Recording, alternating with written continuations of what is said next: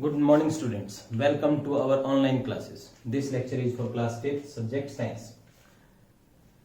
4th chapter के last lecture में हमने एक कॉमन कैरेक्टरिस्टिक डिस्कस की जिसमें हमने बात करी लिविंग थिंग्स जो हैं वो सभी ग्रो करती हैं, उनमें ग्रोथ होती है और उनमें चेंज आता है, बदलाव आता है। इसके बारे में हमने पढ़ा। आज हम एक और कॉमन कैरेक्टरिस्टिक डिस्कस करेंगे, वो है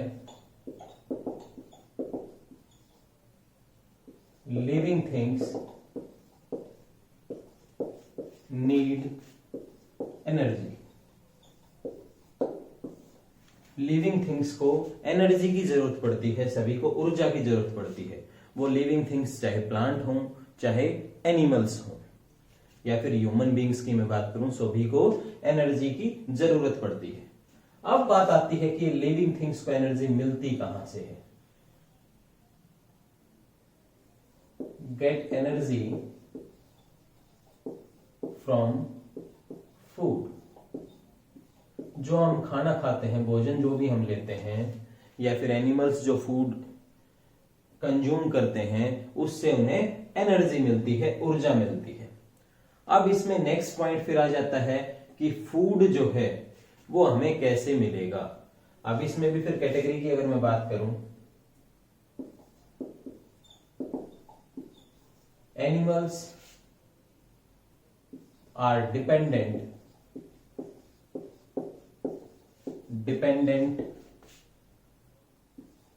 on plants for food directly और इनडायरेक्टली। यहां पे अगर बात करें कि जो एनिमल्स हैं वो पौधों के ऊपर निर्भर रहेंगे भोजन के लिए सीधे तौर पे, या फिर मैं यहां पे बात करूं कि इनडायरेक्टली भी वो डिपेंडेंट रहते हैं। कैसे? बहुत से पौधे, बहुत से पशु आप देखते हैं जो डायरेक्टली सिर्फ और सिर्फ घास फूस खाते हैं, पौधे खाते हैं, वो तो डायरेक्टली डिपेंडेंट हो जाएंगे। लेकिन बहुत से पशु ऐसे हैं जो मांसाहारी हैं, मांस खाने वाले हैं, ये इनडायरेक्टली डिपेंडेंट है। अगर मैं यहां पे बात करूं लायन की, शेर की अगर मैं बात करूं, तो ये डायरेक्टली तो पौधों को कंज्यूम नहीं करता है, पौधों को नहीं खाता है, लेकिन इनडायरेक्टली ये फिर भी पौधों के ऊपर निर्भर है। ऐसा क्यों? क्योंकि ये कंज्यूम करेगा, अगर मैं एग्जांपल लें हम यहां पे डियर, हिरण को, और हिरण जो है वो पौधों को खाता है। तो कहने का मतलब सभी पशु जो हैं वो डायरेक्टली और इनडायरेक्टली पौधों के ऊपर निर्भर हैं। और उसी तरह जैसे हमने एनिमल्स की बात करी, यहां पे मैं ह्यूमन बींग्स की भी बात कर सकता हूं। इंसान जो है, हम सभी भी डिपेंडेंट हैं पौधों के ऊपर डायरेक्टली और इनडायरेक्टली। हम अपनी खाने की जो चीजें हैं वो या तो पौधों से डायरेक्टली ऑब्टेन करते हैं, या फिर ऐसे पशुओं से हमें वो खाने की चीजें मिलती हैं जो आगे पौधों का यूज करने वाले हैं। तो इस तरीके से हमने बात करी कि जो फूड है वो कैसे ऑब्टेन करेंगे एनिमल्स और ह्यूमन बींग्स। अब बात आती है कि जो ये प्लांट्स हैं, इन्हें फूड कैसे मिलता है, इन्हें भोजन कहां से मिलेगा। तो इसकी हम बात करें अगर, तो पौधे अपना जो भोजन है, फूड जो है, वो खुद प्रिपेयर करते हैं। Plants prepare their food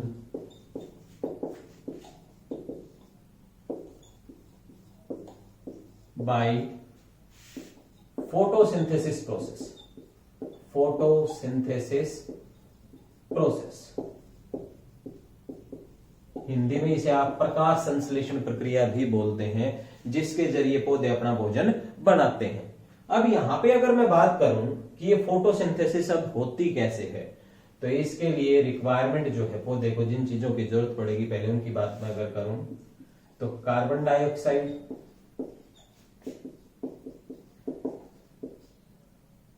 साथ में वाटर, और इसके साथ यहां पे रिक्वायरमेंट जो रहेगी सनलाइट की और क्लोरोफिल की। ये है आपकी photosynthesis equation.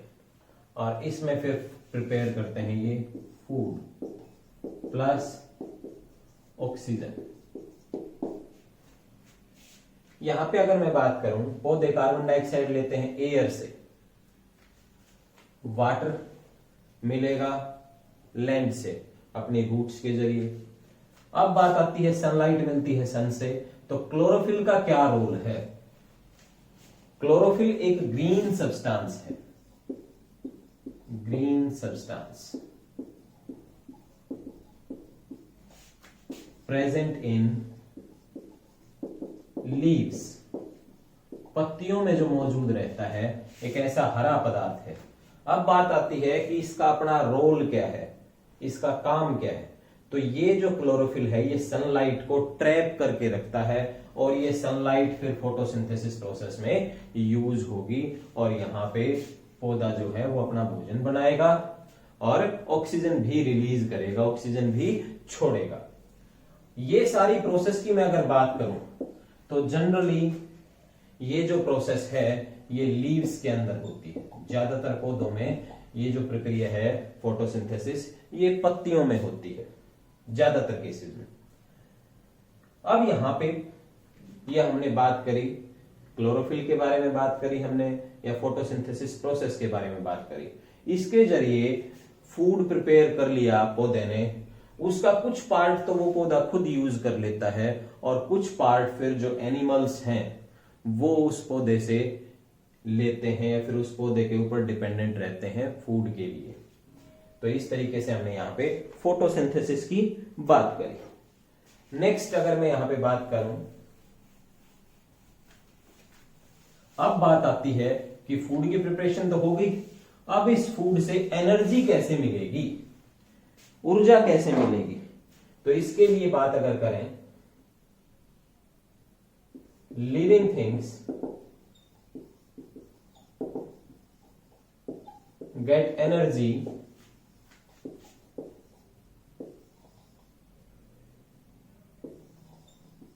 from food by respiration process। Respiration process है ये, इसके जरिए पौधों से एनर्जी मिलती है। अब इस रेस्पिरेशन प्रोसेस की अगर मैं बात करूं कि एग्जैक्टली रेस्पिरेशन प्रोसेस है क्या, तो रेस्पिरेशन प्रोसेस में जो फूड है उसकी ऑक्सीजन के साथ रिएक्शन होगी और फूड भी आपका, मैं यहां पे बात करूं डाइजेस्टेड जो फूड है, अगर मैं एनिमल्स के लिए बात करूं तो मेरे को यहां पे लिखना पड़ेगा डाइजेस्टेड फूड, और जो पचा हुआ भोजन है वो ऑक्सीजन के साथ रिएक्ट करेगा और यहां पे आपको एनर्जी मिलती है,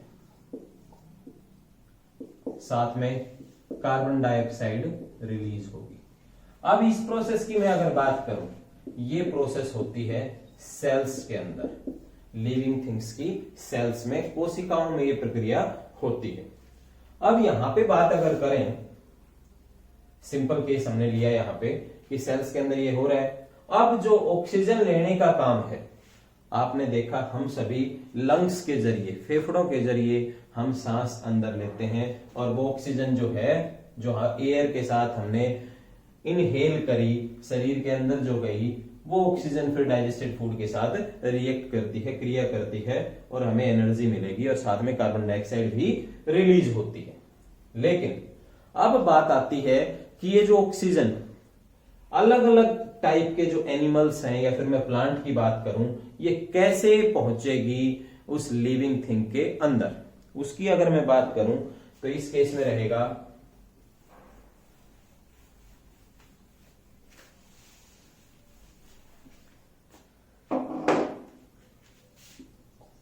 मैमल्स, स्तनधारी जो हैं, जिसमें ह्यूमन बींग्स भी काउंट आते हैं, जो अपने बच्चों को दूध पिलाते हैं, उन सभी पशुओं की हम बात कर रहे हैं, या फिर इसमें इंसानों को भी हम काउंट करते हैं। मैमल्स जो हैं use their lungs to inhale oxygen, oxygen का यूज करते, ऑक्सीजन इनहेल करने के लिए वो अपने लंग्स का यूज करते हैं, फेफड़ों का यूज करते हैं। जबकि इंसेक्ट्स जो हैं, कीट जो हैं, उनकी बॉडी के अंदर होते हैं टीनी होल्स, सूक्ष्म छिद्र होते हैं जिनका वो यूज करते हैं, जिन छिद्रों के जरिए, छेदों के जरिए ऑक्सीजन उनके शरीर में जाता है, सेल्स को ऑक्सीजन मिलता है। और इन टीनी होल्स को हम और बोल देते हैं स्पायरेकल्स। इनके जरिए ऑक्सीजन अंदर जाएगा, ऑक्सीजन फिर फूड के साथ रिएक्ट करके एनर्जी प्रोवाइड करता है। इसके बाद अगर मैं बात करूं यहाँ पे एक एक्वेटिक एनिमल की, समुद्री जीव की अगर मैं बात करूं तो वो है कि फिश। फिश के अंदर गिल्स होते हैं, उसकी बॉडी में गलफड़े जिसे कहेंगे। इसके जरिए, इन गिल्स के जरिए वो ऑक्सीजन, जो डिजोल्व्ड ऑक्सीजन है, ऑक्सीजन डिजोल्व्ड इन वाटर, क्योंकि आप सबको पता है मछली जो है वो पानी के अंदर रहती है और पानी में घुली हुई ऑक्सीजन का ही वो यूज करती है रेस्पिरेशन के लिए। और ये जो काम है पानी में घुली हुई ऑक्सीजन को यूज करना, ये काम करते हैं फिश के जो गिल्स हैं, गलफड़े हैं, वो करेंगे। इसके साथ अगर मैं बात करूं, ये तो हमने सब एनिमल्स की बात करी, ह्यूमन बींग्स की बात करी, अब हम बात करते हैं प्लांट्स की, कि पौधों के अंदर कैसे ये ऑक्सीजन पहुंचेगी। उसकी अगर मैं बात करूं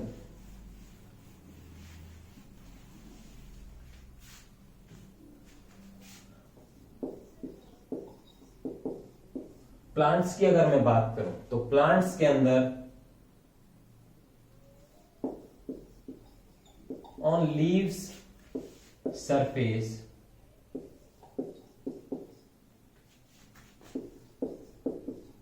स्टोमेटा आर प्रेजेंट। पत्तियों की जो सतह है उसके ऊपर स्टोमेटा प्रेजेंट रहते हैं। अब स्टोमेटा की मैं बात करूं तो स्टोमेटा भी हैं आपके टीनी होल्स, जिनके जरिए पत्तियां जो हैं वो कार्बन डाइऑक्साइड लेती हैं, जो कार्बन डाइऑक्साइड फोटोसिंथेसिस प्रोसेस में यूज होगी, और फिर जो ऑक्सीजन छोड़ते हैं, ऑक्सीजन जो फोटोसिंथेसिस प्रोसेस में ऑक्सीजन बनती है, वो ऑक्सीजन स्टोमेटा के जरिए ही बाहर जाएगी और कार्बन डाइऑक्साइड स्टोमेटा के जरिए पौधे के अंदर आएगी। तो इस तरीके से हमने सभी लिविंग थिंग्स के बारे में बात करी कि वो अपने किस किस टाइप के ऑर्गन्स का यूज करते हैं ऑक्सीजन और कार्बन डाइऑक्साइड का इनहेल और एक्सहेल करने के लिए। इसके साथ अब बात आती है कि ये जो एनर्जी मिली, जो लिविंग थिंग्स को एनर्जी की बात हम कर रहे हैं कि लिविंग थिंग्स को एनर्जी की जरूरत है, इस एनर्जी का यूज क्या करते हैं। अगर मैं इसकी बात करूं, living things required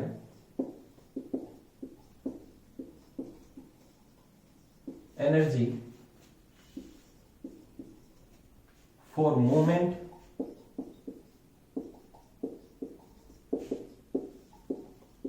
growth and remain healthy।